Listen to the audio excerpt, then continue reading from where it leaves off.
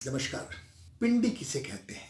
नृत्य में एक विशेष आकृति को जिसमें करण और अंगहार सम्मिलित हों उसे पिंडी कहते हैं। भिन्न भिन्न नृत्य में अलग अलग पिंडियां होती हैं। अच्छी तरह से समझ लीजिए। भरत ने पिंडी के 4 प्रकार बताए हैं: पिंडी, श्रृंखलिका, बंध और भेदक। इनको हम पिंडी बंध भी कहते हैं।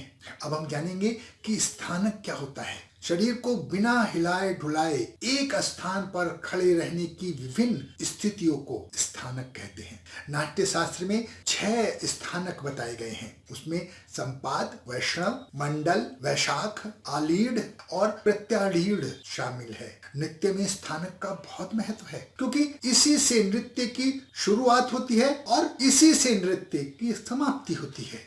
स्थानक को स्थान भी कहते हैं। कथक में रेचक किसे कहते हैं? शरीर के विभिन्न अंगों का लय में चक्करदार संचालन ही रेचक, रेचन या रेचित कहलाता है। रेचक को रेचित या रेचन भी कहा जाता है। भरत मुनि के अनुसार रेचक 4 प्रकार के होते हैं: पदरेचक, कटिरेचक, हस्तरेचक और ग्रीवा रेचक। संक्षेप में पैरों के संचालन को पदरेचक, कमर हिलाना कटिरेचक, हाथों की क्रिया को हस्तरेचक और गर्दन घुमाने की क्रिया को ग्रीवा रेचक कहा जाता है। आज मैं आपको बताऊंगा कि कथक में निकास किसे कहते हैं। रंगमंच पर नर्तक एक मुद्रा में खड़ा होता है और मुद्रा बदलकर कई मुद्रा और कई भाव पेश करता है। एक मुद्रा से दूसरी मुद्रा में जाने को निकास कहते हैं। नर्तक रंगमंच पर स्वतंत्र होता है। वो लयकारी के साथ किसी भी मात्रा से पकड़कर पाद घातों और अंग संचालन के द्वारा जब संपर आता है और विभिन्न भाव और मुद्रा दिखाकर संपर आता है तो उसे निकास कहते हैं।